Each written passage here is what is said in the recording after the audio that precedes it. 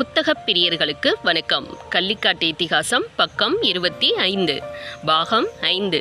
பேயத்தேவர் வீட்டு வாசலில் கூடிவிட்டது கள்ளிப்பட்டியின் கணிசமான ஜனத்தொகை. ஏல மொக்கராசு, இறங்குடா. பாட்டி அழகம்மாள் கெஞ்சினாள். இறங்க மாட்டேன், ஆத்தா கூடத்தான் போவேன். மொக்கராசு முரண்டு பிடித்தான். ஆத்தா போகட்டும், நம்மெல்லாம் வெள்ளிக்கிழமை போகலாம். பேயத்தேவர் பொய் சொன்னார். அப்போ ஆத்தாலும் இருக்கட்டும், வெள்ளிக்கிழமை எல்லாரும் சேர்ந்தே போகலாம். மொக்கராசு உறுதியானான்.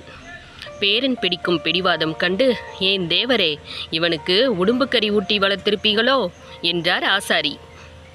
ஏல கொரண்டி, அவனை இறக்கி விடுறா, வண்டிக்காரனுக்கு உத்தரவிட்டார் பேயத்தேவர்.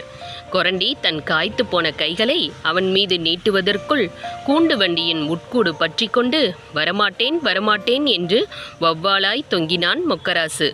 வேண்டாத நாடகத்தை வெறுப்போடு பார்ப்பது போல் மப்பும் மந்தாரமுமாய் ஒரு ஓரமாய் இருந்தான் ஒச்சுக்காலை.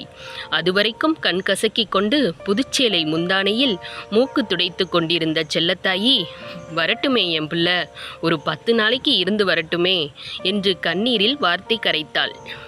பயரா இருந்தாலும் 10 நாளைக்கு வச்சு திங்கலாம், இந்த பயலை வச்சு என்ன பண்ணுறது? அப்போதுதான் பற்ற வைத்த பீடியை தரையில் போட்டு வெறுங்காலில் நசுக்கி தன் கோபம் காட்டினான் ஒச்சுக்காலை. பொறப்பா, பெரியவங்களா பேசின பேச்சு பிள்ளைக்கு தெரியாதுல்ல. பொடிப்பைய கண்ணை திறனா வாயை திறக்கிறவன், கூட்டிட்டு போப்பா, கொலையா பண்ணிட போறான். அடுத்த கல் எறிந்து பார்த்தார் ஆசாரி. அவ்வளவுதான், கோபத்தின் உச்சம் போனான் ஒச்சு. குட்டி பாம்புனா பொட்டிக்குள்ளையா வச்சு வளர்ப்பீங்க? சம்பந்தம் பண்ணாதடா சனீஸ்வரன் வீட்டிலன்னு சொன்னாங்க, கேட்டனா? தரை தலைந்த வேட்டியை இடக்காலால் எத்தி உதறியெடுத்து இடுப்பில் இறுக்கி கட்டிக்கொண்டு, உங்க சங்காத்தமே வேணாம் என்று தெருக்கிளிய கத்திக்கொண்டு ஓட்ட வேகத்தில் நடை கட்டினான் ஒச்சு. அதுவரைக்கும் அமைதி காத்த பேயத்தேவர் வண்டிக்குள் தானே பாய்ந்தார். ஏ விளங்காம போனவனே, இறங்குடா.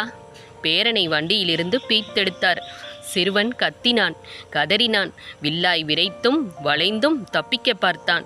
அவனால் அந்த வைரம் பாய்ந்த கைகளை விட்டு வர முடியவில்லை. இந்த கொடுமை உண்டுமா என்று ஊரே வேடிக்கை பார்த்தது. ஏய், மருமகனை மடக்கி கூட்டிட்டு வாங்கடா. செல்லத்தாயி, நீ அழுகாம வண்டி ஏறாத்தா.